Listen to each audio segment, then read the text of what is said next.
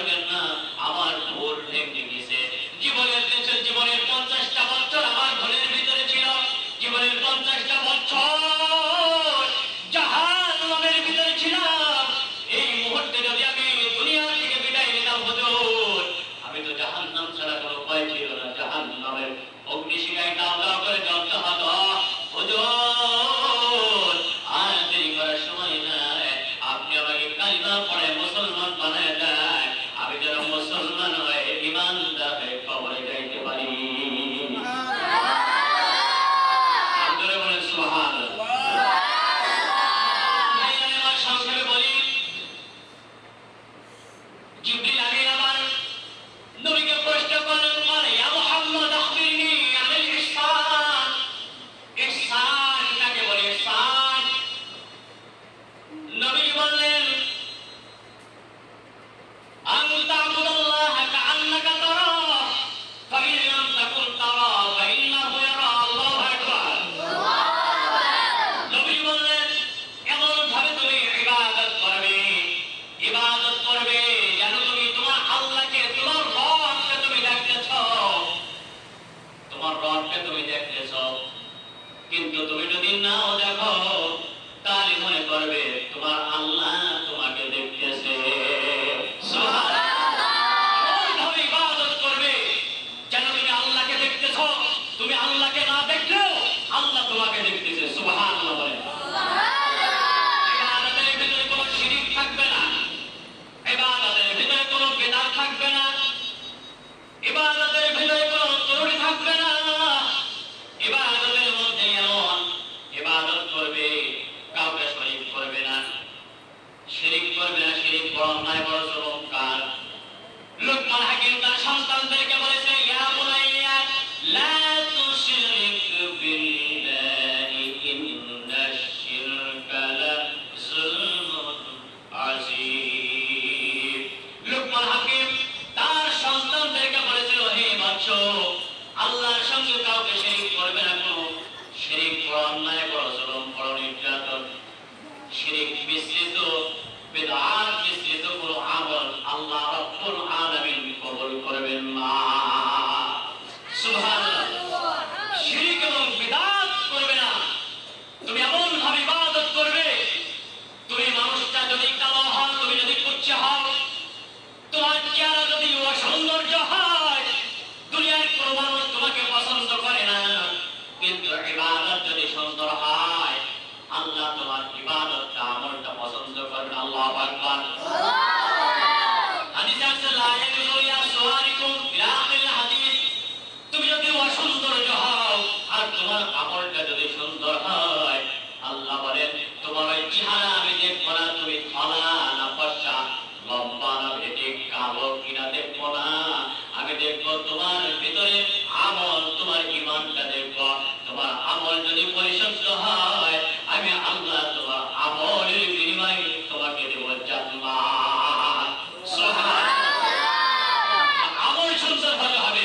মানুষটা কালো না ফর্সা, লম্বা না ভেটে, আল্লাহ পাক এটা কখনো দেখবেন না।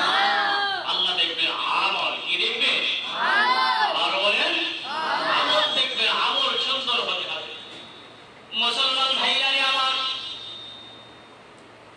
আল্লাহ রাসূলের জামানায় একজন সাহাবী নাম হলো যাহের রাদিয়াল্লাহু তাআলা আনহু। গ্রাম্য সাহাবী, বেদুইন সাহাবী, মানে মূর্খ সাহাবী, বধূ যাকে আরবরা এরকম সংক্ষেপে বলে, বধূ অর্থাৎ মূর্খ। এই সাহাবী ছিল কালো কুচ্ছি সাহাবী। আল্লাহ রাসূলের কাছে মদিনাতে মাঝে মধ্যে আসলেন। মাঝে মধ্যে আসার পরে আল্লাহ নবীর সঙ্গে সালাম বিনিময় করতেন এবং নবীকে গ্রামের কিছু শাক সবজি, কাঁচা বাজার গুলো, তার ক্ষেতের ফসল নবীকে হাদিয়া দিতেন। মুসলমান ভাইরা আমার, এই সাহাবী হঠাৎ করে আল্লাহর নবী একবার কালিমার দাওয়াত নিয়ে সফর করতেছেন। এমন সময় ছোট্ট একটা বাজার, গ্রামের একটা বাজার, বাজারের ভিতরে ওই সাহাবী তার ক্ষেতের ফসলগুলো বিক্রি করতেছেন।